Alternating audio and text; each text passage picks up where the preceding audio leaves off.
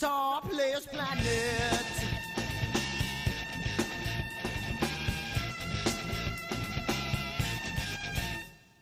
You see it in the papers, you read it every day. The riots and the fire going on in South LA. The muggers and the government, they're all wanting the same thing. They take you for your money, whatever spring. Well, I don't think I understand why we're making such a fuss. And I don't think I understand what's come of all of us.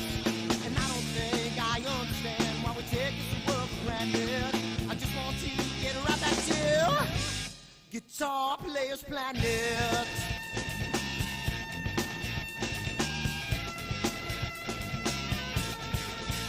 Take me.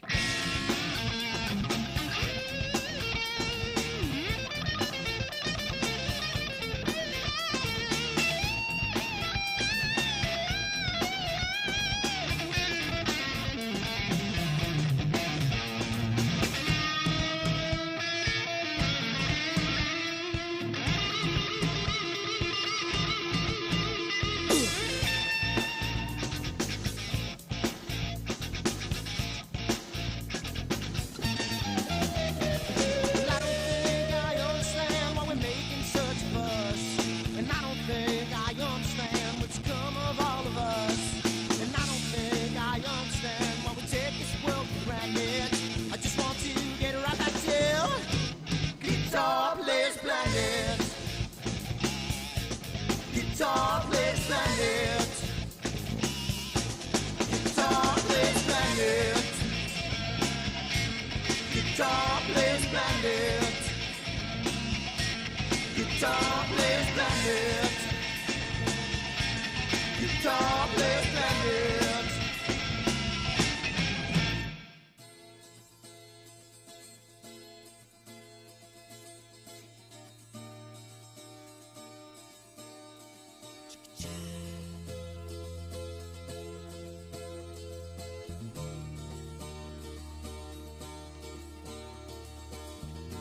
Sunny skies, the smell of palm tree air.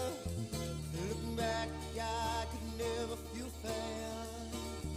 The way the music has touched my soul, the way that the South holds its control. But I've got a new way to choose. I'm gonna start running back to the land of new.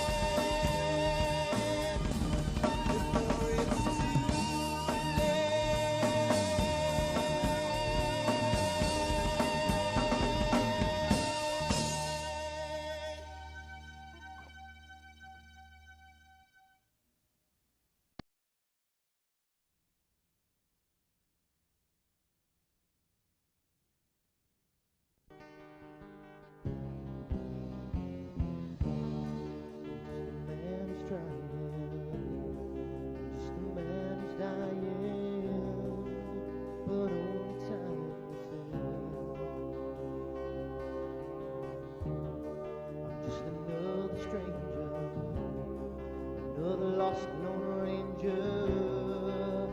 Can I break this spell?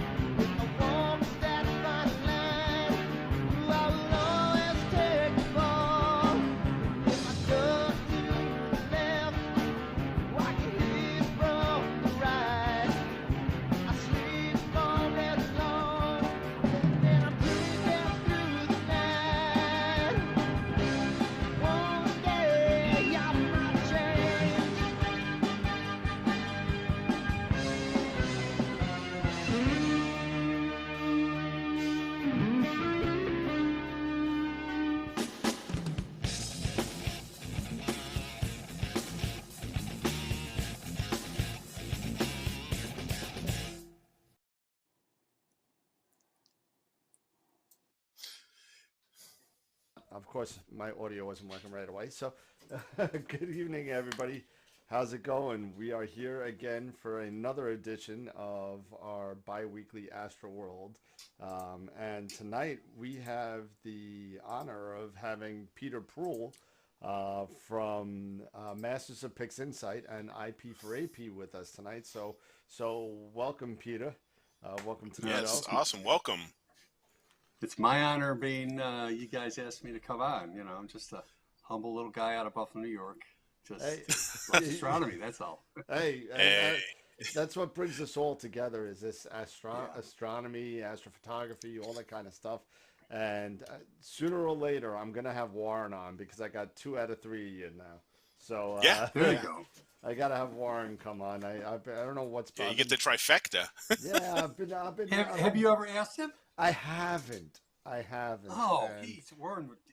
I don't know He's great. why. He's I great don't know at why. interviews. You know, he's a natural entertainer. In fact, this is the band he's in. Josh Folsby and the Crooked Roots, and he's a Crooked Root. And what does he play? play? Very talented guy, and I don't know if you know he's a saxophone player. Sax, okay.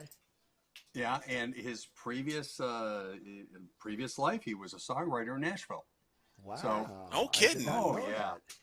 Very, very talented musician. And right now he's doing a lot in the smooth jazz charts.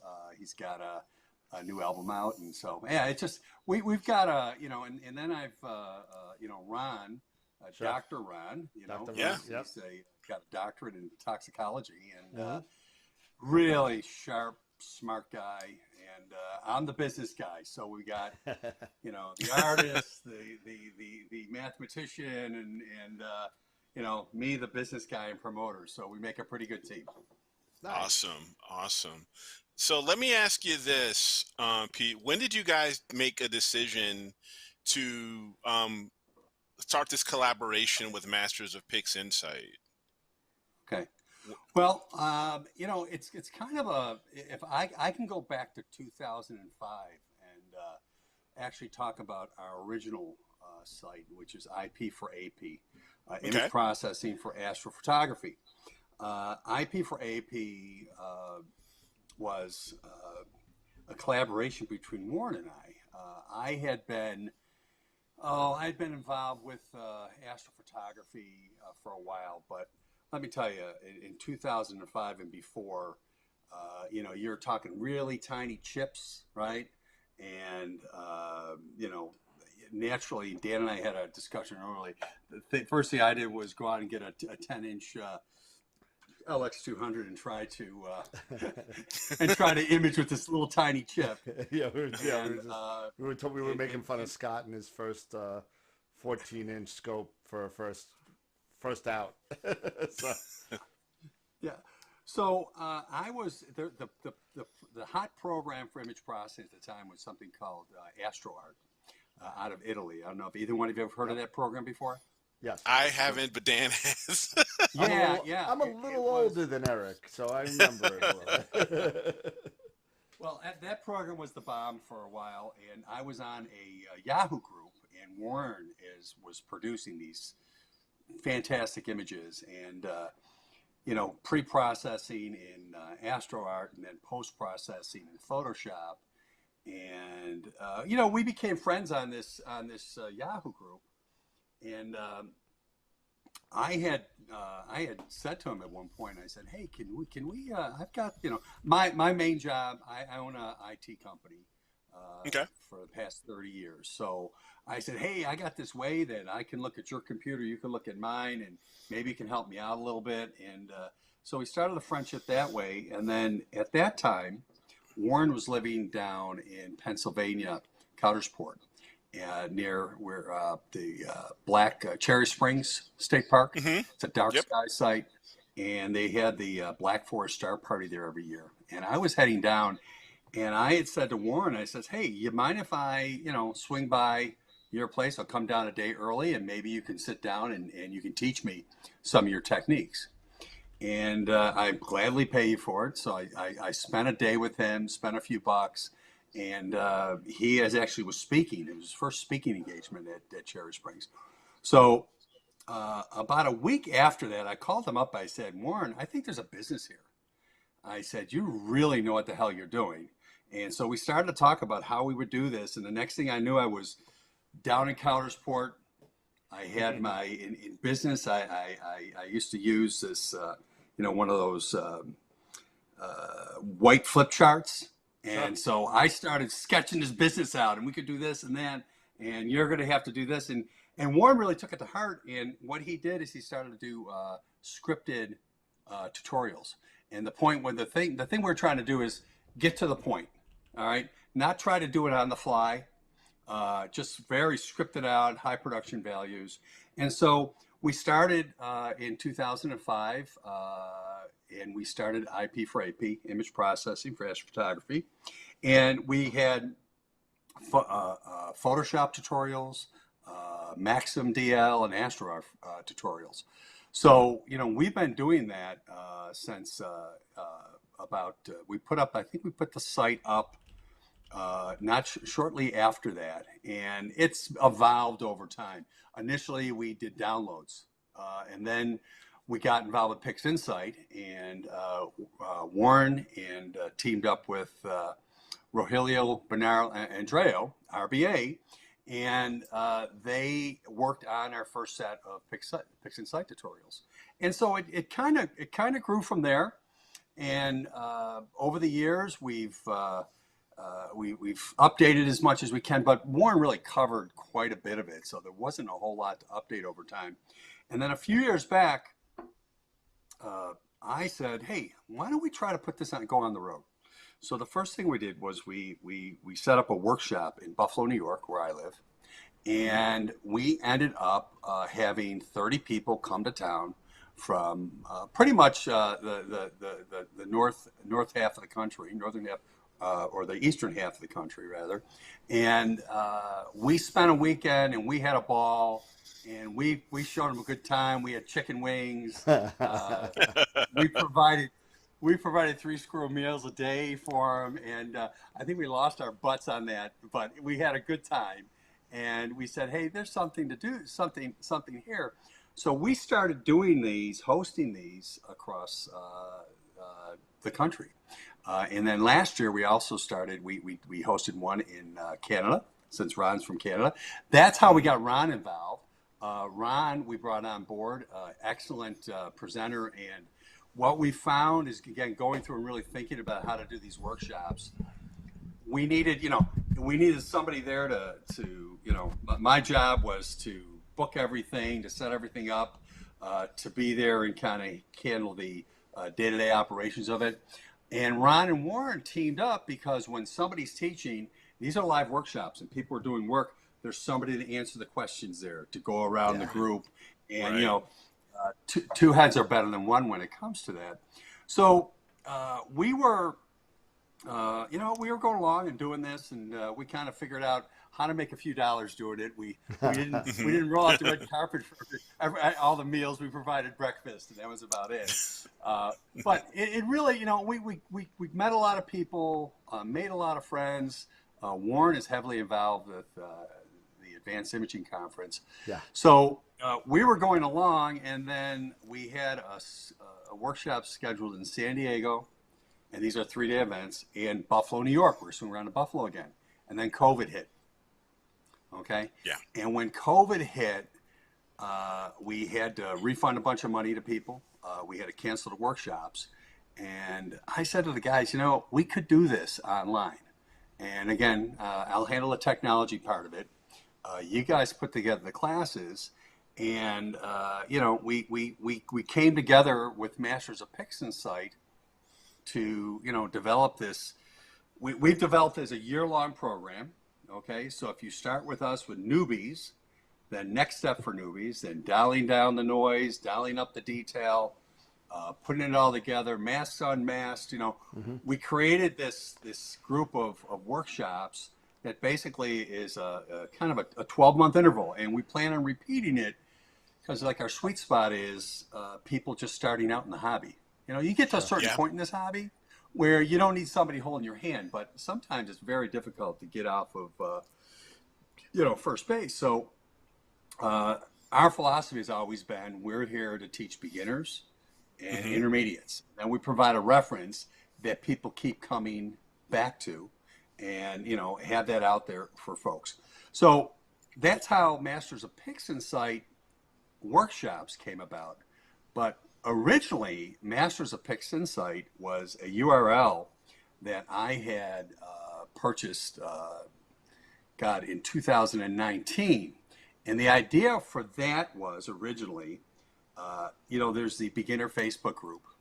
I think that we've all probably been on. It's a great group. Sure. Okay. Yeah. Oh, yeah. Great opportunity, great place for people to come in and, start in the hobby, ask questions and things like that. I noticed that Warren, Ron, RBA, and Adam were answering questions, all the same questions over and over again on the group.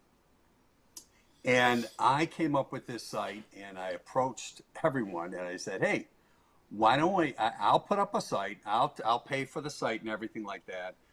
My idea was to get maybe some sponsors to pay for the hosting time and things like that. But I said, why don't, if every one of you guys contribute some of that first step information and information about yourself, we could make it a nexus for, hey, you have a question about this, go here, maybe RBA has something, maybe Adam has something, IP for AP, and then, if you decide you want any further information, you can go off to the sites.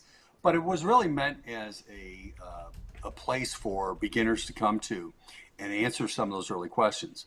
Well, things being what they are, the only ones that wanted to participate were Ron and Warren. I mean, Adam has his own site, and Sure. RBA doesn't really do online videos or anything like that. So it was sitting out there, and again, COVID hit, and it was an opportunity for us to do something and do something during COVID, and it really is blown up. And if you can I share my screen? Dan? Yeah, absolutely. Oh, yeah. Go right ahead. Yeah.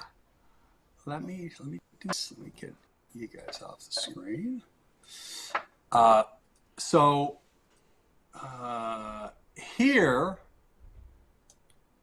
this is our. Actually, got this open down here. This is our traffic map for the site. This is just one day. I just picked a day, okay? And this is our traffic. And you see, we've got people all over the world that are coming to the site. I think I picked this day on a day that we were actually holding a workshop. What we've done with the workshops is we have a workshop at 2 p.m. In the afternoon, and that's 7 p.m. Over in the UK. So we try to serve early that half of the world, and then 7 p.m. at night, we figure we're catching North America, or anybody on this side of the world. But what we've found is that people come to both, and if you sign up for one, you can come to both, and we post the videos after. So we're pretty excited about the reach that we've had with this, and it is. I'll stop sharing that then. It's just become a really fun, interesting you know, little business. That's for us. amazing. Yeah, and it's Yeah. amazing just seeing that display on how many, you know, people you're reaching, you know, globally. That's incredible. You And know, you Yeah, know, it blows us away every time we look at it. it's really incredible, and it's a testament to what all of you are doing over. I hmm mean, I have been, and I know that Eric has, and everybody else that's on this show as a host has been, you know, trying to promote you guys because I'm one of those believers that I've purchased every single tutorial that you've had. You know, and $35 for 2 hours with you three is just incredible. And of course, the giveaways are nice too. So, Yeah. so, so those aren't too bad. no, I'm still waiting to use my $100 Optolong certificate that I haven't used Great. yet. Yeah. But Well, go ahead. yeah. Well, you know, so again, the three of us, you know, we've got a lot of contacts and we use the equipment that we, you know, promote. We've got some sponsors for the website. Let me tell you, we're making a few dollars, but all it goes back into Astro equipment. Yeah, I'm Okay. sure. Yeah. We've gotten to the point where we've hired a developer this year to help us develop the website because initially when we did it, we didn't know what was going to happen. And I don't know, Dan, you were probably involved early on. Initially, we thought, oh, well, you'll subscribe to a tutorial and we'll keep it up for 3 months Yep. because Yeah. after 3 Yeah. months, you won't need it. Yeah. And what we found is people saying, I I forgot. got a busy life. I got it. I got it. I got to have it for a few I more got to months. get back to it. Yeah, I only get it for Yeah. 3 months. I got, you know, because No. I was one of those people, and I still use, you know, the newbie and the next step for newbie and dialing down the noise, you know, bring up the detail. I use those. I go back Yeah. and I use them as reference points, Yes. you know, for And that's what we for found what is I'm that- doing. Yeah, that's what we found that people use them as reference, and we kind of probably should have known that intuitively because with IP for AP, that website, that is so we say we want to make you a master of Pixinsight, which is the reason we're doing this. I always say I'm studying at the knee of the masters because let me tell you, if I can process an image in Pixinsight in 30 minutes, all right, it's not going to be a great image, but Dan and I were commiserating over this earlier. I've got years and years of data that I've never been able to process. And it's because the acquisition part is easy. For me, at least, I've got an observatory in the backyard. Sure. I go in, Sure. program Max and DL, and go to sleep and wake up in the morning and take some flats if I need to and shut the roof, and I'm all set.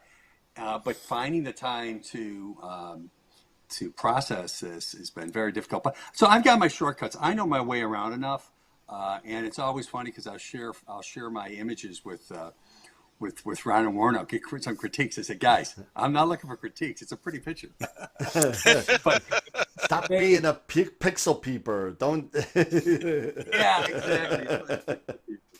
But it's kind of it was intimidating for years, especially working with Warren. I can imagine. He's an artist. Ron's an artist too, but Ron approaches from a very technical perspective. Warren's eye, and I think there's a bit of that is that you have to have an eye for subtle detail and things like that to the images that he's produced, and it's just fantastic. But he's the artist. So I go through and I told him if I did the workshops, they'd be 10 minutes long.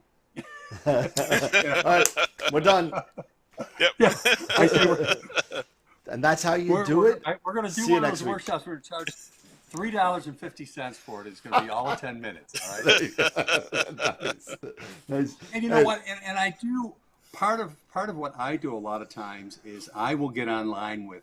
I know Warren and Ron do one-on-one sessions and they charge Yep. for it. But if I find someone struggling, I'll say, let me get online with you. Give me your data, and we'll go through, and I'll show you. Because sometimes it's just PI has so much Yeah. that it can do. There's a ton of stuff. it boggles the mind. Okay, There's more stuff you won't use than we'll use. Yes. You know. And every once in a while I'll do something, and Ron says, "Well, why don't you use such and such script?" I said, "Okay, I'll try it." I never knew it was there, or it was there, and I forgot about it. So, you know, I again, it's a lot of fun working with these two guys, and they're very, very good at what they do. And again, we're just having a ball with, you know, if you've been to any of these. Been to any of these, there's a lot of great questions. Yeah. We kind of, it's the same format as our live workshop, is that if someone's doing the presenting, the other two of us are in the background in the chat trying to help out people with questions and things like that.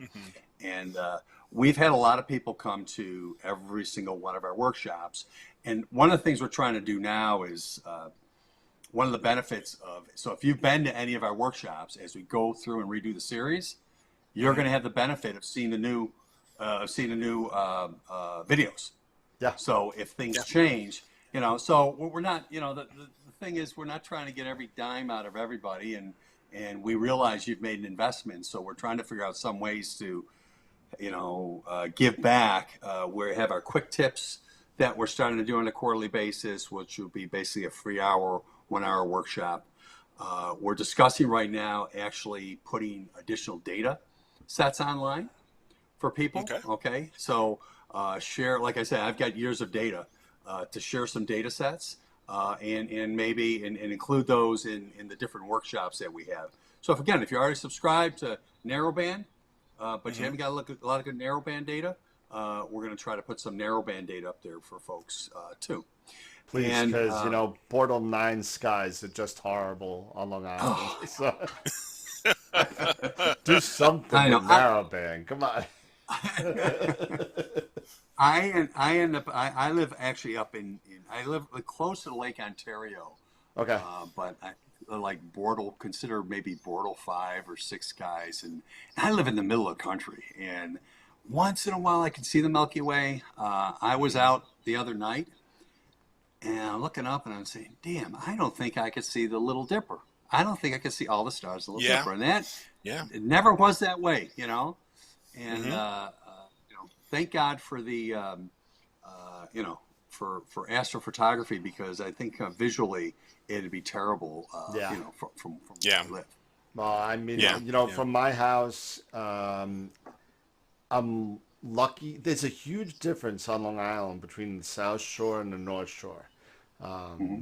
In the North Shore, you're actually looking into the ocean. So Connecticut's really far away. And so there's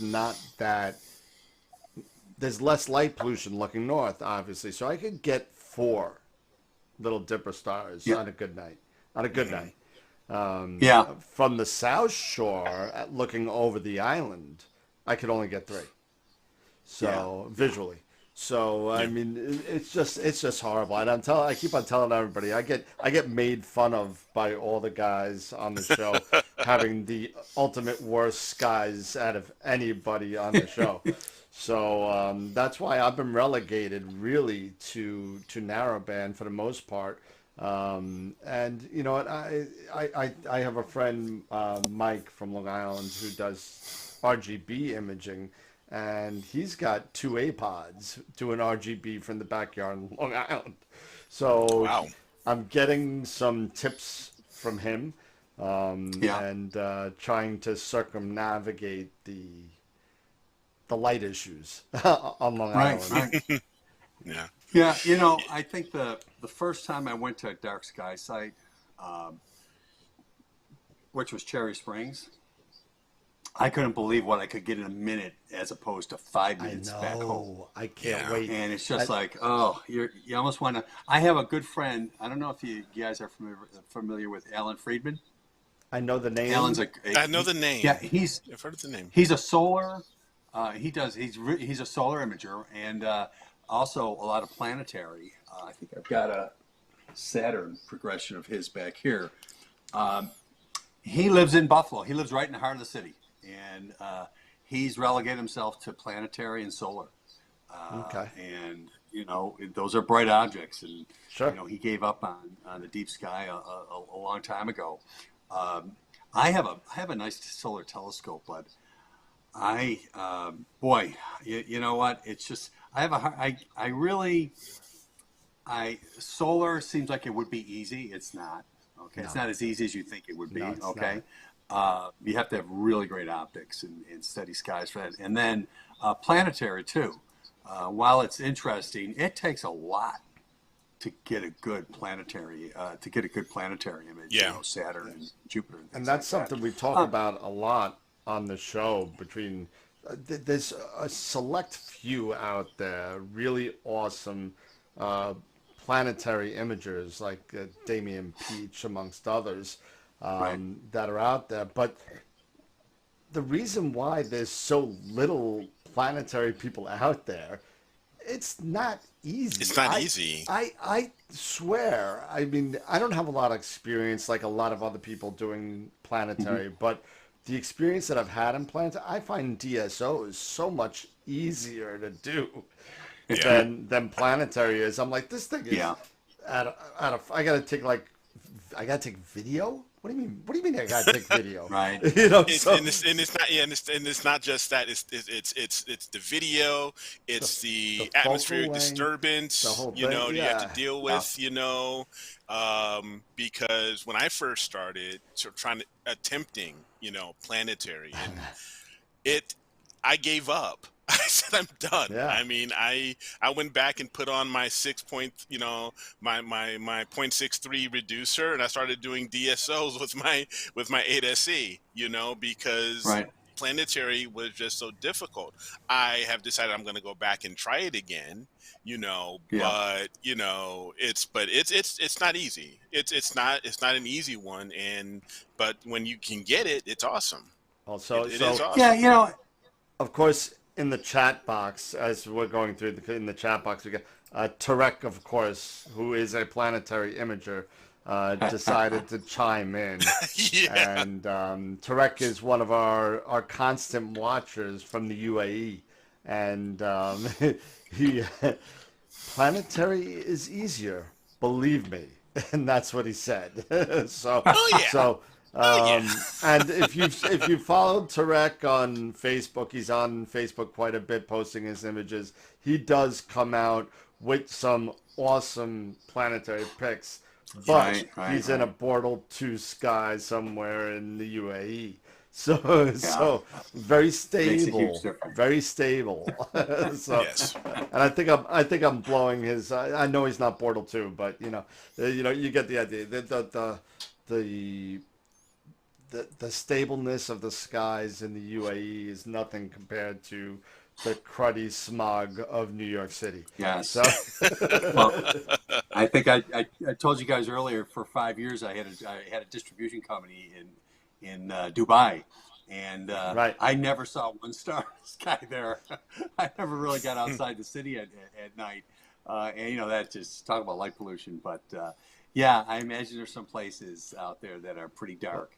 he reminded me that he's in actually a part of the UAE which is very populated. He's like the same light pollution as Long Island. He's at 8-9. Yeah. So, but it's also a lot more stable as far as an atmosphere is concerned compared to Long Island, I would think. Yeah, we have our best guys here.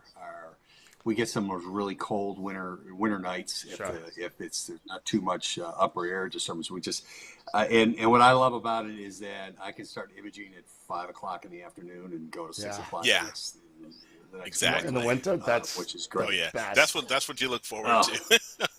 That's the Yeah, best. yeah. I think doing have you, this we 10 to 3 thing that we got going on now, Yeah. Warren and I were involved with a group with a telescope down in Chile, a group called SSRO, and we would select the imaging targets and program a scope for. It's a University of North Carolina. They had some. We all chipped in some money and we got these great, these these southern sky images that we normally wouldn't get up here. And we did it for a while, but so I have a number of years of data from them, but I didn't find that as satisfying as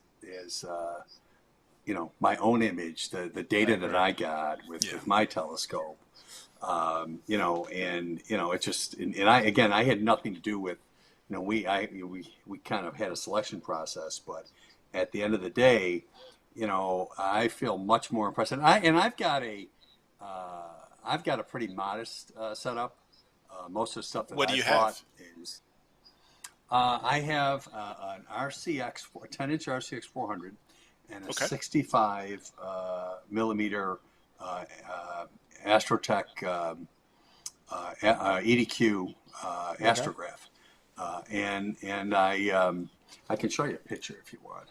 I mean, I spent a lot of time working on my here. So let me see. So this is my observatory. Okay, roll off roof. Yep. The door is the entrance to the warm room. The left is utility shed for my garden tractor. I've got about 300 acres of farmland and wetland behind my house, so pretty rural area. Roll off. I'm able to block the if it's ever too windy from the southwest. The building rolls off east to west, and then I have a pretty clear southern horizon and northern horizon. And so this is my present setup. I've got I piggyback on top of the fork mount, the RCX 400. This was a great imaging scope. I think it's f7.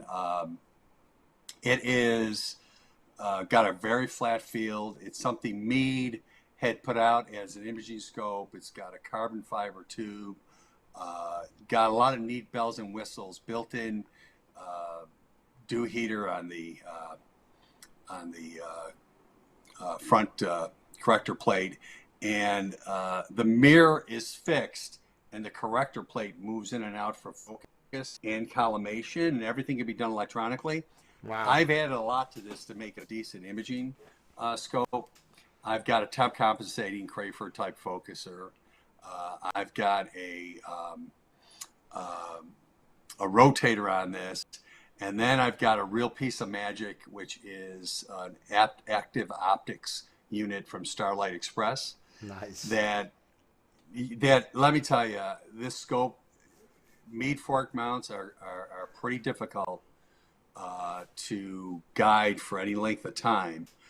But with this adaptive optics, I can guide for as long as I want. Literally, if I want to guide for 8 hours, if there's a guide star available, I can guide for 8 hours. There's a piece of optical glass that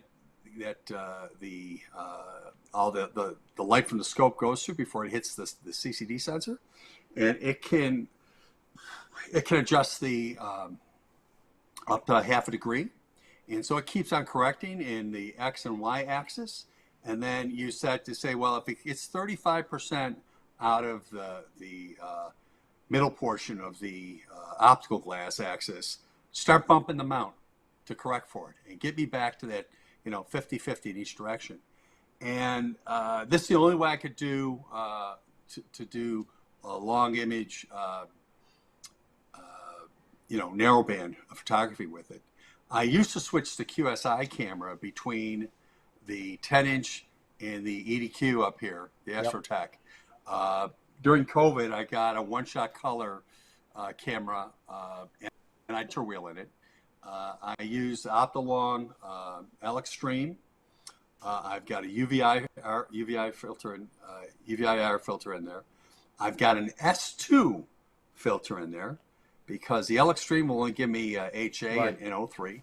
Yep. So if I like the Hubble palette, so if I want to do a true Hubble palette, I have S2 in there. And then I have a moon filter, and then I have a just a blank filter so I could do darks with it without having to put a cap on the scope. And so that's why I have a filter wheel on a one-shot color camera, but also it keeps everything nice and sealed here. Once everything's cleaned up really good, I don't have a lot of changes in my flats at all when I do this. But that is a last summer, I'm big on cable management, so I actually, you can't see it in any of these pictures. I actually have underneath of this, I have a couple of Pegasus USB Astro USB 3 hubs. So I have like 4 cables that move with the mount. All these other cables are basically fixed in place when I'm imaging. So I don't have to worry about any cable stress or anything like that. But I spent most part of last summer getting this all set up and balanced and such. That's awesome. So, and that's the inside of I use a Mac. Mac Mini, but I run a virtual machine, Windows virtual machine. I image with Maxim DL, and the great thing about the virtual machine, if I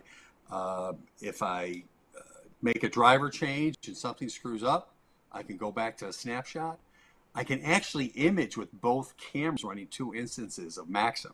It's a little difficult because of the fact that you have to have the timing right between the 2 instances running. Maxim actually makes a program that will orchestrate between the 2. I'm thinking about purchasing that. So that's my humble little there. It was a 2-year operation to build this thing and figure out the design. I had a neighbor that would come over and want to help me, and I would tell him I don't know what I'm doing because I didn't know what I was doing.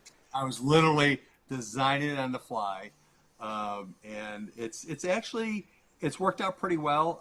Last year I did some maintenance on it, and I bought some new pulley wheels for my roll-off roof.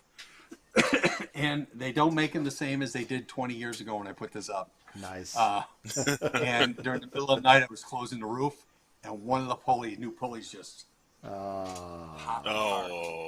So, man. And that roof is not lightweight, but I have my emergency disaster recovery scenario. I had a rope I was going to pull this with. That had been up there for 20 years too. I pulled that rope and it went snap. And I eventually. Oh man! I have very strong legs, so I put a leg up against the wall and I kept on pushing the roof. I finally got it shut. Oh my God! Found out what the problem was. I got some decent pulleys and got it repaired. But I bought most of my equipment again used. And Dan, I think you said this earlier. The worst mistake you can make as a newbie is to go and buy an 8-inch, a 10-inch scope and try to, an f10 scope and try to do any imaging with it. I always tell people, get a short tube refractor. Start with that. You're going to have a lot to learn, and you need something that's very forgiving. Yep. I can totally. I'm a testament to that because, like I said, when I first started out, my wife bought me for my birthday. She bought me a Celestron 8SE, so 10-inch Schmidt, And at first it was going to be basically visual, but then I got hooked on, watching YouTube and Astro Backyard and and others. So I was like, let me do some astrophotography, and so I started doing, trying to do this with this 8SE, not understanding, the whole EQ mount, with the Alt-Az, you've got the curvature, and also understanding, an 8SE, it's also got its own curvature issues, with its mirror and everything. So eventually I went ahead and I did the same thing. I said, all right, this isn't working. I'm going to keep it for visual. It's great for the kids. And I ended up getting a small 71-inch refractor. And that's what launched everything for me, and then I got an inexpensive, mount, EQ mount. I got an AVX, and then when I started taking my first photos, my first real photo that I could actually say was my first real photo was Orion. which Yep. is, it's a staple. That's you it. know, Oh, that's yeah. just a You know, staple. and it's funny And because me from and there I Pete were got hooked. talking about no matter what we do, whenever we get a new scope or whenever we get a new camera or something with the different, we have so many pictures of the same thing constantly over and over again with different scopes, different cameras. So, you know, Yeah. I must Yeah. have probably 5 shots of M42 with 5 different setups. And when I get a Yeah. sixth Oh yeah. setup, I'll take it again. Yeah. Oh yeah. You know, But there's but nothing like that first image that really comes out well, and Oh yeah. something True. like the Orion Nebula, man. It's so funny. I have people know I do this. I have a website that I put my photos up on, but the only people that really get it are the other people doing the imaging, right? Okay, Right. and we have a lot of people that on one of the we have a Facebook group. If you Masters of Pixinsight, if you've been to any of our workshops, you can join. It's a private group for support. And I have some people, oh, hey, my image is not too good. And I say, whoa, wait a minute. You're in your backyard. This object is, 1,500 light years away, 1,000,000 light years away. And you've taken a picture of it, okay? You may not think it's an APOD, but think about what you're doing. And again, I think this is one of these things where the people that stick with it, it only gets better. And the reason you go back to those objects is because your technique's gotten better. Absolutely. Okay. Yes, And your image absolutely. processing has gotten better. And you've gotten a better piece of equipment. So Yeah. you know that image is Yeah. going to turn. I've tried to use old data. Hey, I got this. I took 8 years ago, and I'm gonna no. It just Just when I doesn't did work. 8 years ago, it doesn't quite work. And I always think too that you have to have a certain amount of ingenuity and the ability to tinker to do this. Yeah. At least the image acquisition part. Yeah. I sometimes say I don't know if I like astronomy better. I like the tinkering better. I mean, last summer tearing down that scope and remount and figuring out how to mount that and get it balanced and everything like that was a real challenge and a lot of fun. And I'll promote one of our sponsors. Does everybody know ADM Accessories? Yeah. Oh yeah, absolutely. Anthony Yeah. Anthony Davoli Yeah. over. Yep. Yeah. Well, Anthony, good friend of mine, and we met at the Buffalo Astronomical Association. I've watched Anthony go from a little mill in his attic, okay, at his house, to now he built a house and he had to build a whole, garage and basement setup just to do what he does. And what's nice about being a friend of Anthony, I go over there and I need parts. Take whatever you think you need. Let me know. And half the time he doesn't charge me for things. But it's one guy. He's a genius at what he does, and he's a great astrophotographer too when he gets a chance to do it. Yeah. But like Anthony, we turn these hobbies into small businesses, and we don't have much time for the hobby anymore. So. But he's a great guy, and he has some great stuff. The other thing that I've always imaged with a fork mount. Okay. Never had to do a meridian flip. I go from one end of the sky to the other without having to do anything. And let me tell you, I'm dreading the day that I have to go to something other than a fork mount. To the point where I bought a spare RCX. Nice. Okay. Somebody was selling it for $1,000. It's an old scope. You can't get parts for it anymore. So I bought it. It's operational. And let me tell you, I turned 63 this year. Okay. I've got enough parts to keep me through hopefully 83. Nice. Nice. But I really do like the fork mount. And I guess if I ever did go to, I will accept the challenge if I ever have to go that way. But this RCX, it's too bad that they went through some bankruptcy at the time. It's too bad because it was just a beautiful imaging scope. And if they would develop the platform further, it had built-in USB hubs, again, electronic collimation. really a lot of good things going for it, and the company went bankrupt. And now it's owned by Orion now. By so, Orion, yeah. Yeah. So that's gonna be Yeah. an interesting coming down the road. We'll see what happens with that. Yeah, yeah. We I don't got- know. And this past year, I know a lot of our sponsors are busier than all get out because Yeah. a lot of people with lockdowns have really gotten into the hobby or activated back in the hobby. We got a lot of new people in, and it's they can't keep things on the shelf. So I don't know No. how a company like me goes bankrupt. Well, let me tell you, these- I don't know if you know this. I know the rest of our viewers know that I actually work for Jeff over at Camera Concepts one day a week. Oh, okay. So I'm there. So I see the amount of people, and I do all the astrophotography teaching. I go to people's houses. Even during COVID, I was going to people's houses, and they're just buying stuff. And you know what? The big thing that's selling a lot right now is telescope parts. Just Yeah. parts, deck boards, motors, that hand controllers. Yeah, everything. yeah. The problem is that it's going to be like 18 months to get a decent scope now. And you know anywhere between 9 and 18 months depending on what you buy. But they're trying to upkeep their scopes to get them through this whole thing. But now the problem is all the parts are being back ordered because of the semiconductor shortage. Right, that's going right, on. right. So, Yeah. so it's a mess either way.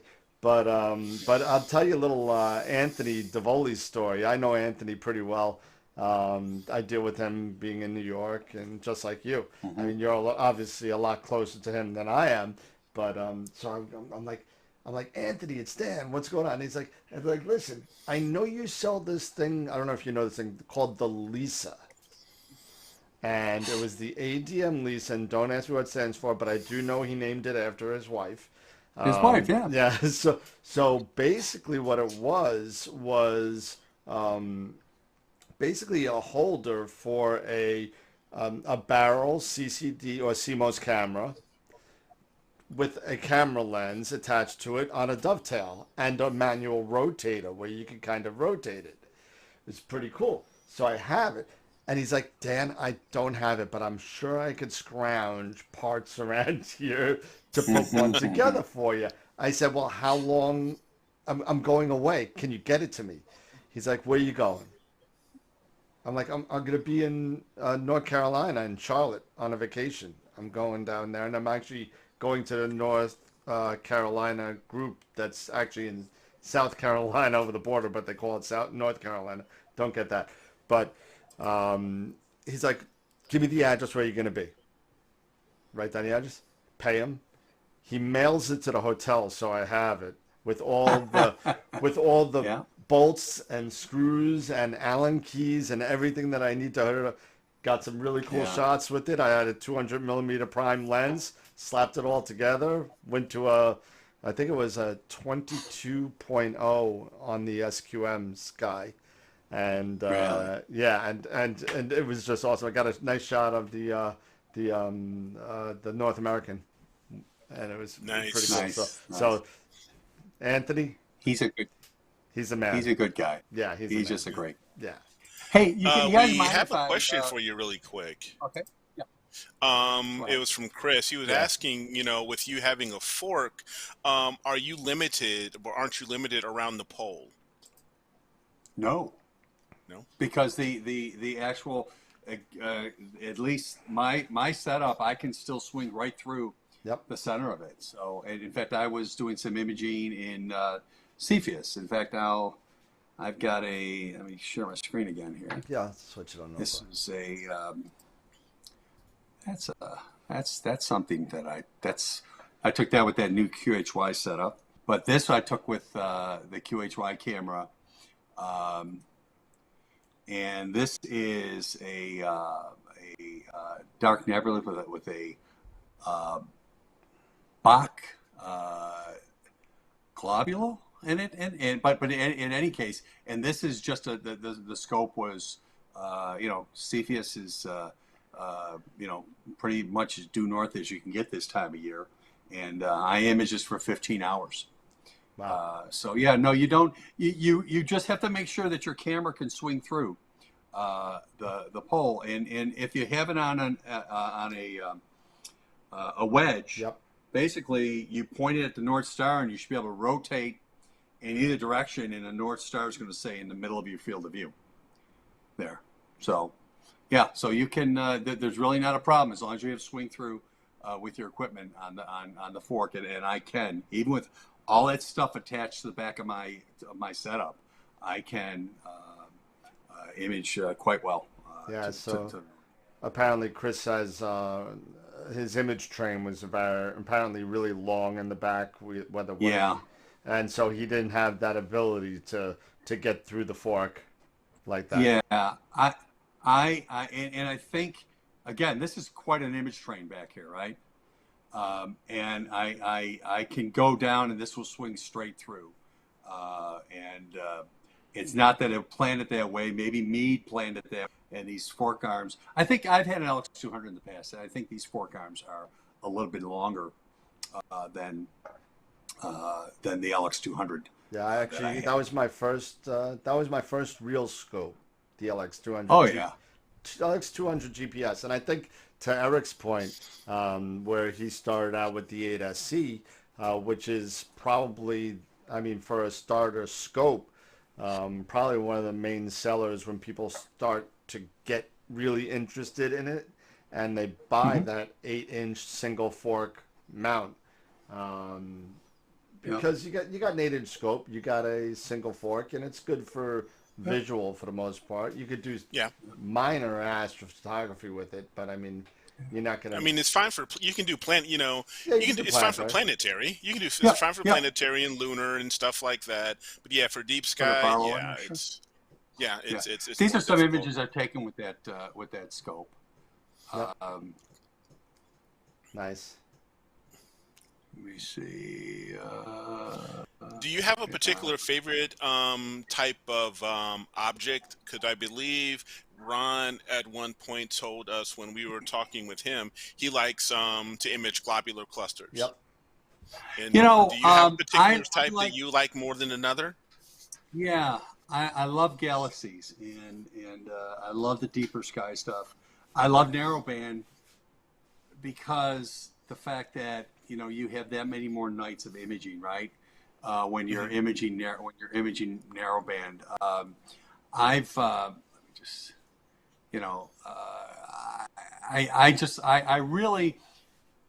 like the wide field scope, and there's a certain, it depends on the time of the year, right? But I love doing narrowband, and I love doing galaxies, and those are my, the galaxies are just so interesting to me from the perspective of, you're imaging a. Let me see what I got up here. You're imaging a,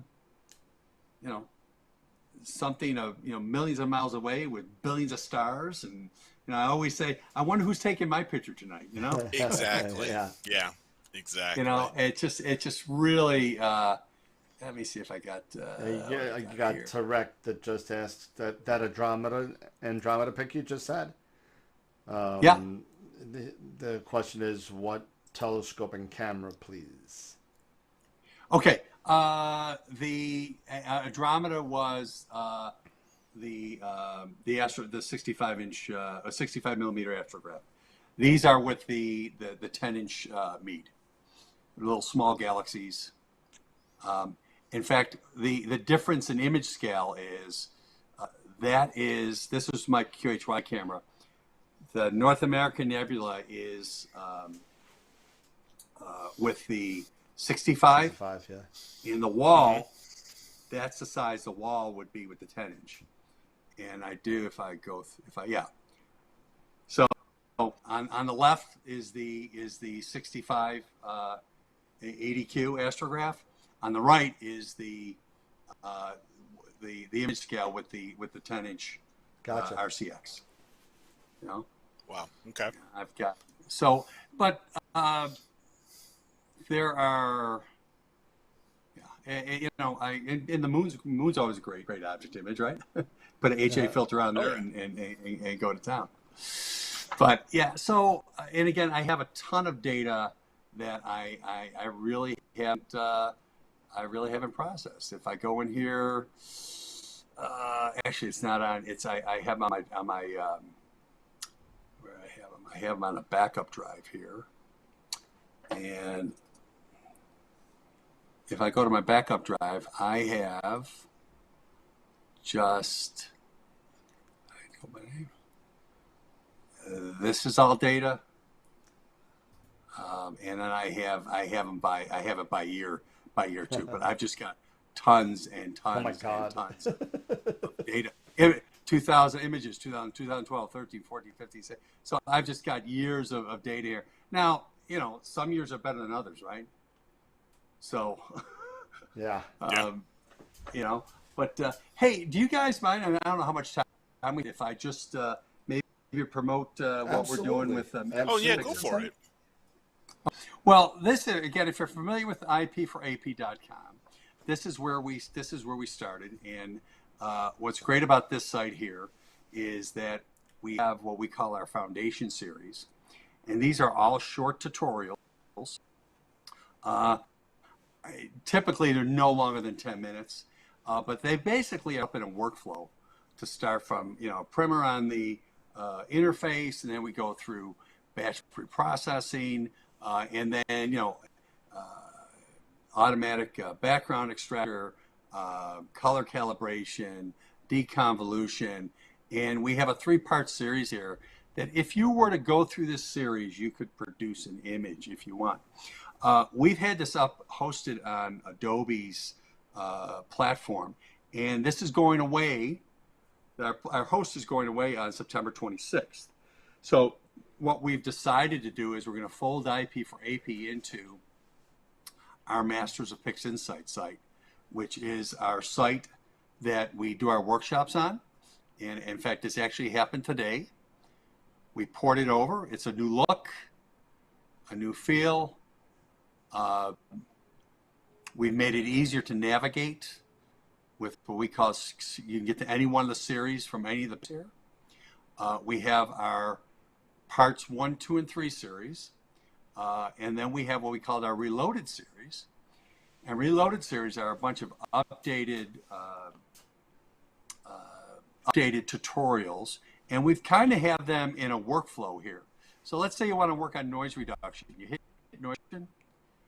It'll take you down here and it'll take you through the different tutorials that we have on noise reduction here. And again, we have, there's course materials that are available with all of our series here. Some include data, some include projects. We have what we call our workflow series. You got a question from Mark Ellis. Regarding the members that already have IP4AP, how does that figure into the? Well, if you are a yearly member, we've got 2 processes we have to go through.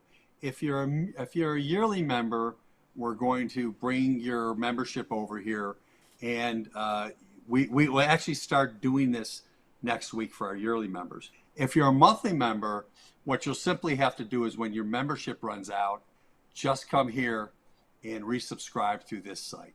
So we're going to have a few incentives for folks to come over and resubscribe. But you will just simply come over here, and you can come here now if you want to get involved. If you want to sign up for this site, you can come here and you could purchase a subscription, a monthly or yearly. We've got it all set and ready to go, and start using IP4AP as part of Masters of Pixinsight. One extra benefit you're going to have if you're a member of IP4AP or our workshop series, we are building up what we call our quick tips. And quick tips will be a series of free tutorials available to anyone who's a member of the website, whether it's a workshop member or an IP4AP member. But if I can talk about the workshops, we have our first anniversary workshop coming up.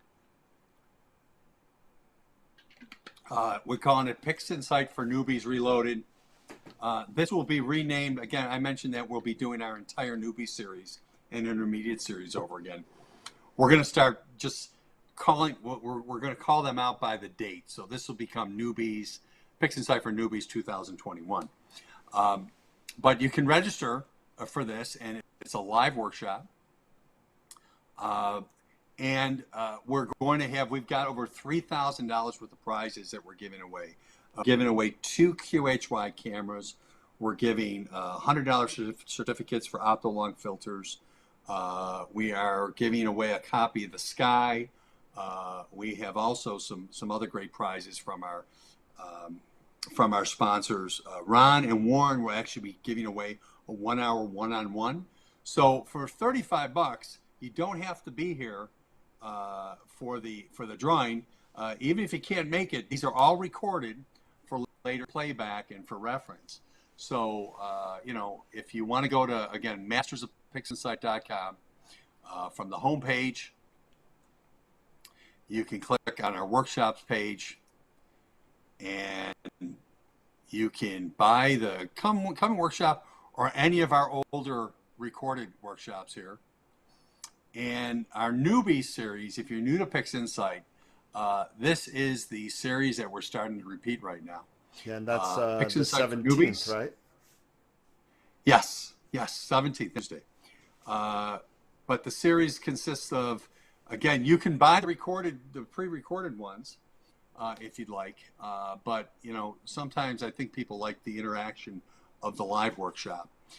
And if you go through these, again, step by step, we show you in as little as 11 steps how to process an image in Pixinsight in the Newbies Workshop. You get a full data set, you get process concepts, and then we progress to the next workshop, next steps, going further in detail, further getting involved with more processes.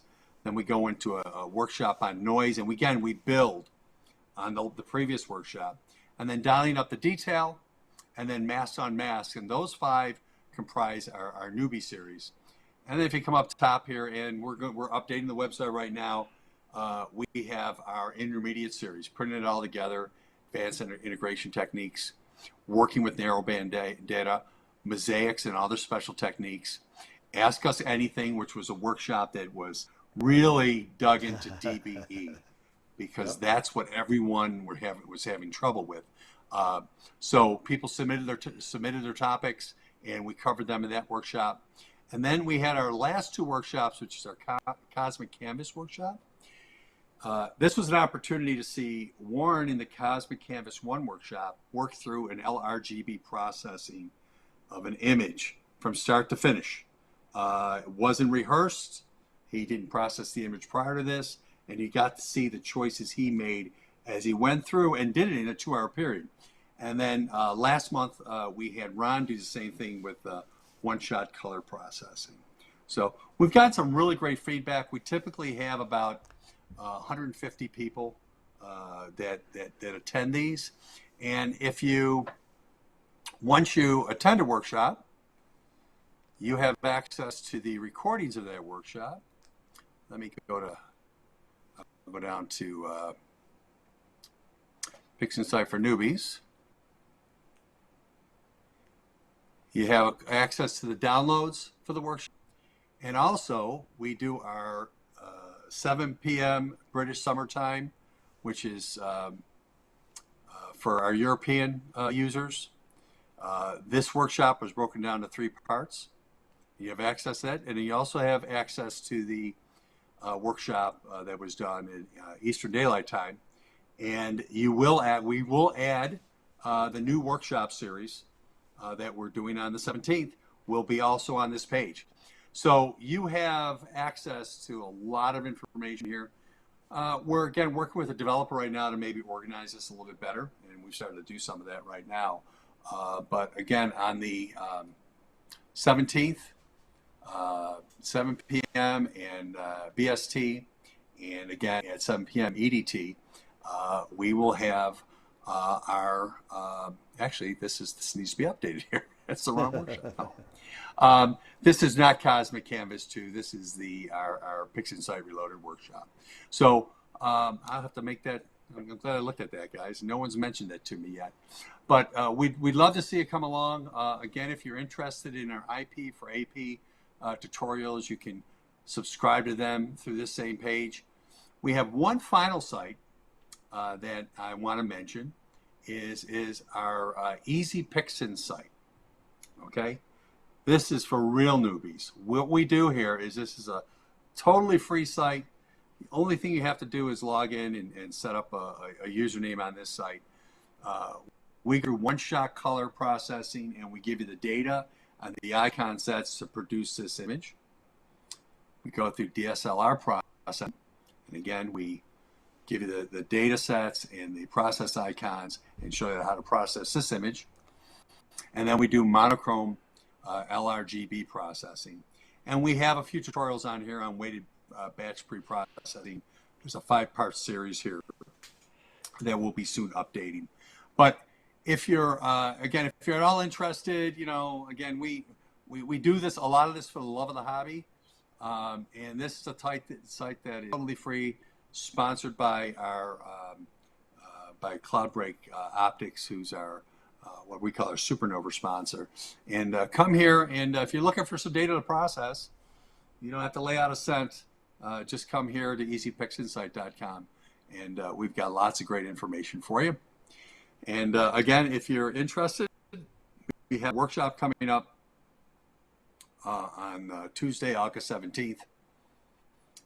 And we got all the information here. And again, great prizes. So even if you maybe know this stuff, you've got to subscribe to the workshop to be in on the prize drawing. That's the only thing. So for $35, it's a chance to win some great prizes, if anything. Or just wait for the, you might not be in on the prizes, but you can wait for the tutorials to be put up. But hey, I appreciate you guys letting me hawk my wares here a little bit. Hey, no, absolutely. And like I said in the beginning when you just came on, I've always been a fan of Ron, and I take one-on-one lessons with Ron quite a bit.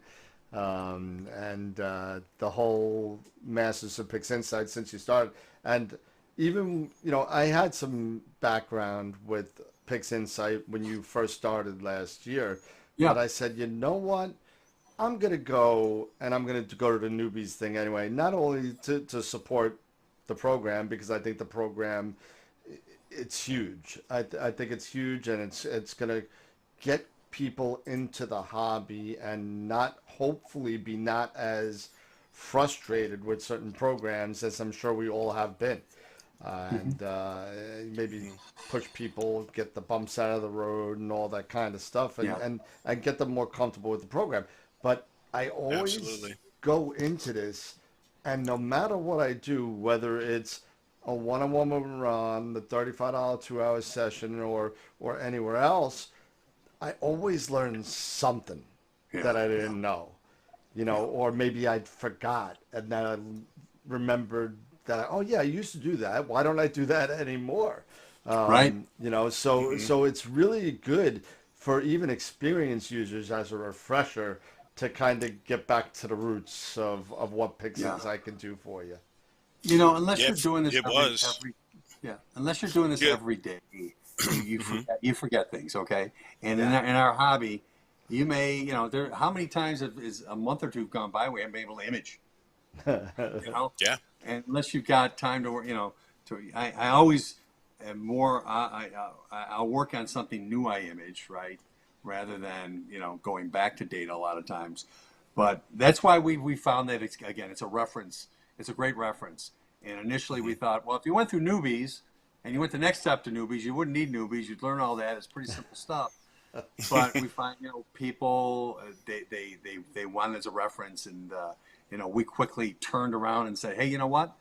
For as long as we have this website up, we're going to have the information there for you. And I think all of we appreciate the support everybody gives us, and that went over really well. And you know, it's a great reference. And you know, whether it's one course you take or all of them on the workshops, you have access to it as long as we have Masters of Pixinsight up and running. And we just and again, you have direct access to the three of us for answering any of your questions. The Facebook group. I don't know, Dan, are you part of the Facebook group? Yes. Yes. Yeah, Facebook group. We have people helping other people. It's not always Ron or Warren or myself answering a question. I mean, it's other users helping out and answering questions. And it's a great place to show your results too. Yeah. Absolutely. I tell you personally, for me, when I first bought, and Dan knows this, very well, when I first bought Pixinsight, I was very intimidated by it, and I only used it very limitedly, and I was using it, I used it very limitedly, and I went on to another piece of software. I went to APP to do a lot of my other work.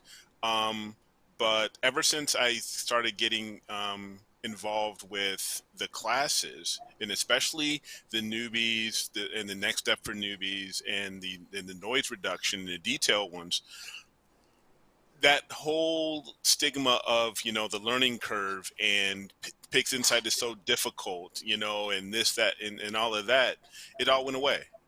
Because Warren and Ron, they take you through this process, so smoothly.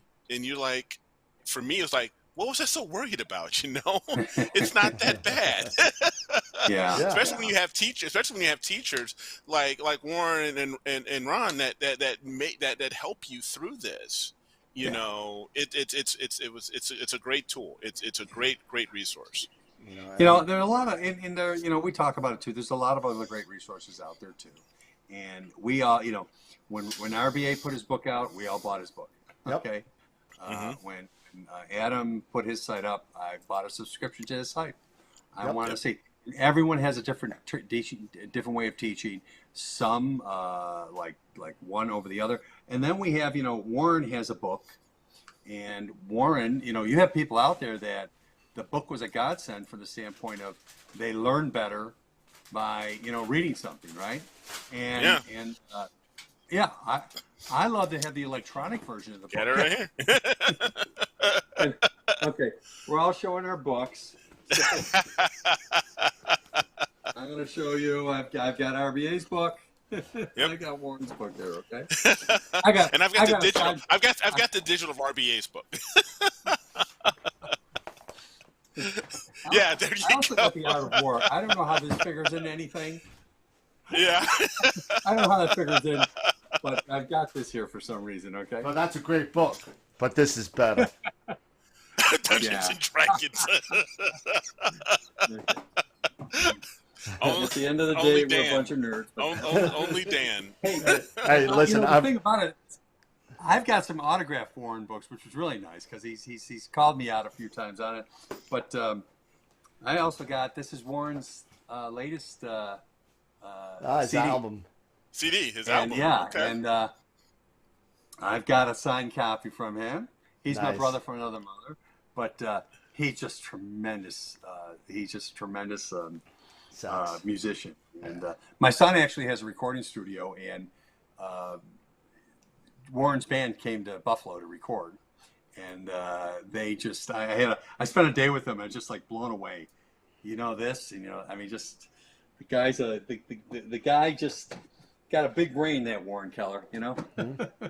Yeah. He's got a lot. But he's again he's such an artist, but he does such a good job of explaining things, and and Ron does it too, and they do it. It's not a very, you can get very, very technical with Pixinsight, and that loses a lot of people. Okay, you can go. I've seen some videos where people go into stuff, and it's just like, it's 45 minutes now, and we're not through. Oh man, I've seen people like get into hives just at the mention of pixel math. I mean, people just like go into like seizures. You start getting tics, like shakes. Warren and Ron are Pixinsight ambassadors. Yep. And Warren has got a lot of dealings with Juan Carliano, the guy who developed this. I just want to see the brain on this guy. Can you imagine? How do you start a program like this from scratch? Yeah. And how the concepts that that go into each one of these processes, and I think that's what there's so many different settings, and most of the settings you can use out of the box in this, but how do you I would love to sit down and interview him one day and say, tell me how this started and tell me how you got it to the point where it is today. Yeah. And it's just blows my mind. The program just blows my mind. I'm from the world of 10 print quotes high, 20 go to 10 run.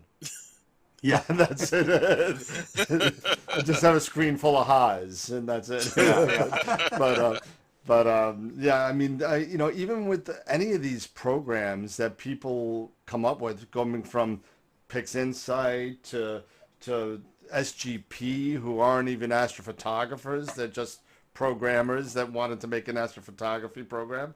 And I mean, there's so much good software out there. But getting to your point, Pete, about the way that I don't have any one-on-one time with Warren, but I do have with Ron.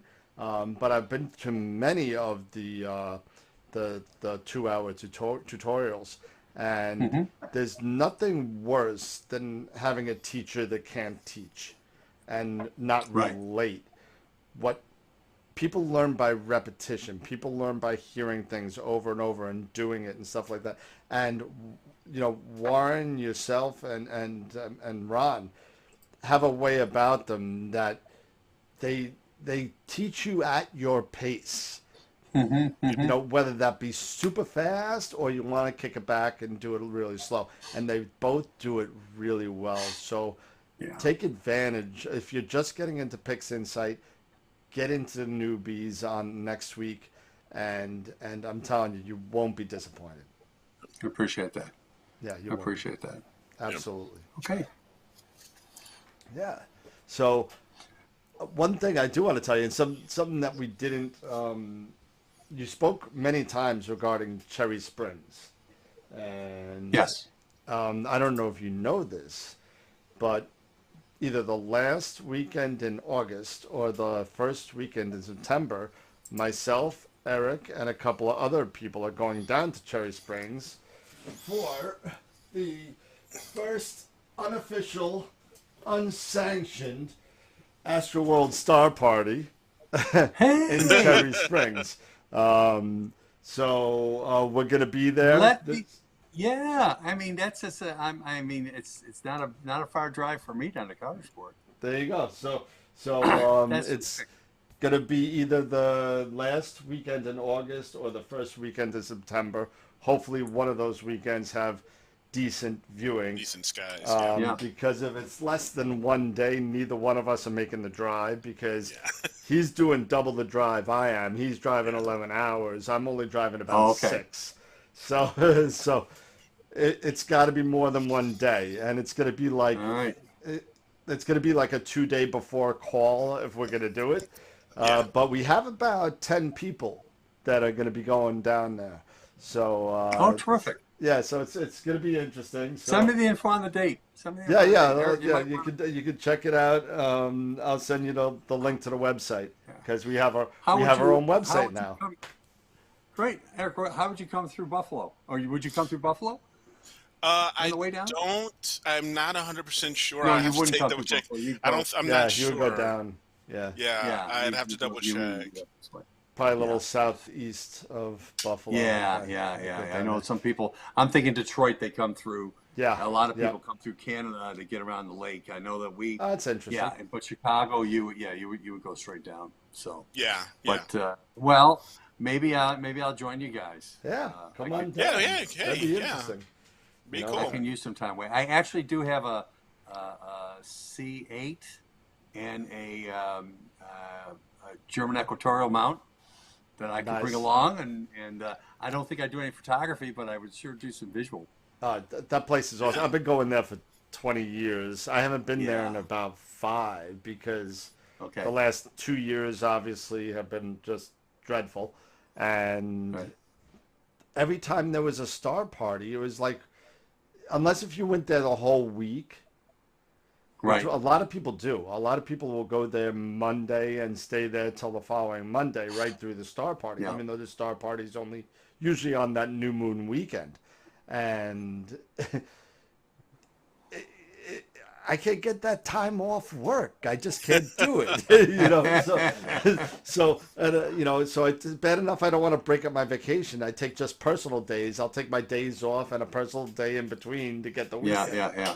But the weather's got to be Sure. pretty good. I mean, Yeah. there I was mean, I was, And- the skies. I'm looking forward to seeing these Cherry Springs skies because this will be my first star party that I've ever Oh. attended. Yeah. But I did have we were fortunate this year. My family and I did Dad's vacation, and Dad's vacation was going to New Mexico. Oh. So we went to Southwest New Mexico into the mountains near and I even had a chance to go to the Cosmic Campground Wow. over there, which was pretty cool. But we had Bortle 2 skies, something I'd never, and it was just amazing to see those types of Yeah. skies, even compared to our Bortle 5, Bortle 5, Bortle 6, where to your point, you're saying you only see maybe a few, 3 or 4 stars of the Little Dipper. Here Yeah. it was, you got lost. yeah, I got lost. Yeah, literally, I honestly got lost because of how many stars were out there. It was amazing. So this is going to be a lot So of did fun you for do me. some photography while you're there? He did. Actually, yes, I did. Yeah. I had an opportunity to. I took my ASI 294 and I took a Rokinon 135 Mm-hmm. lens with me, prime lens, and I did we did Roe Fucus, and I did the Blue Horsehead. Wow. So I did over there, and I even had a chance to do some Milky Way. With Yeah. my DSLR. That's awesome. So it was a lot of fun, and I'm looking forward to having an opportunity to doing something like that again. And I can't wait for this party because this will be my first time out actually going to travel with the Rasa. And Okay. I'll bring the Rasa 8, with me, and we're gonna have some fun. So I'm gonna have some fun, shooting just for 30 seconds to 2 minutes, Yeah. and getting a lot of data. And You mean you don't do 20-minute exposures? with the I Rasa. do it. But no. But because now with the Edge 8 that I have, Yeah. I didn't. I'm shooting at f10 because I was waiting for the reducer that finally Right. got shipped. Yep. So right now I'm doing like 10-20 minute shots of the Cygnus wall. There you go. So- at f10. So yeah, I can't wait. But I can't wait for Cherry Springs. I went to a star party in Nebraska. I forget the name of it. Maybe the Nebraska Star Yeah, Party. the Nebraska Yeah, Star the Nebraska Party. Star Yep. Party. Yeah, and it was on the Merritt Reservoir, which so we traveled from Buffalo to the Star Party, and we did it like in 2 days. We actually probably should have done it in 3 days, but we did it in 2 days because we pulled in just before it got dark. We set our tent up. We were beat from the day. And I was out there and I'm saying, oh, these are supposed to be these pristine skies. And what's that sky glow to the south? Well, it's the galactic ball. I mean, it looks like someone took a paintbrush and painted the Milky Way. I've never seen the Milky Way before like that. And it was we had some phenomenal skies. We did some imaging, but we did more visual Yeah. than anything because it's like, oh, yeah, I can see that. Yeah. And some See with people my some really big, eyes. some really big dobs there and brutally hot. We were there for a week and we found out the last 2 days that there was a beach at the reservoir. we didn't know where, but he went every day. There was a beach in Nebraska. You could swim. I mean, huge reservoir. Okay. Wow. And there was a beach where everybody would go to there, you know? So, Right next to the Cherry cornfields. Springs was, yeah, Cherry Springs was also where we were, there were 10,000 head of cattle for every one person. I mean, this is like in the middle of nowhere. But the first time I went to Cherry Springs, I had a little an astrophysics traveler at the time, and like I say, I took a 2-minute integration because my mount would not do more than that, and I couldn't believe what I'm seeing on my computer, Yeah. and it just makes such a difference. And but Cherry Springs is a great Yeah. place. It's only a few hours from me here, so I'll have to find out when you guys are going to be down there. And again, if it's a good weekend, I mean, Yeah. the Black Forest Star Party. October. I went to that a number of times. Yep. But it seemed like every weekend they had that party. It was It was a mess. It was a mess. Yeah. The June Exactly. one usually might have been better. The Cherry Springs Star Party in the new moon in June, and the problem with that one is they had. I remember one year, the next year we got in trouble because we got a shirt. And I'll tell you, they bombed the neighboring mountains with some sort of pesticide, and it killed all these moths that were apparently the natural predators to these really nasty flies. Don't know what happened. So, so that I want to say it was like 2005, 2004, somewhere around there, and we got there, and you couldn't even look at an eyepiece without being kamikazed by these flies. There was just so many of them. Oh my gosh. Because there was no natural predator to kill them off. So the next year, me and my buddy Ron went the following year, and we got about 10 of these shirts with the iron on. All it was a big fly and a cut across the room. They kindly asked us to take it off, and that they've fixed the problem. Wow. Well, I hope to see. Let me know what's going on there. And, Yeah, maybe yeah, Definitely. absolutely. Night. That'd be great.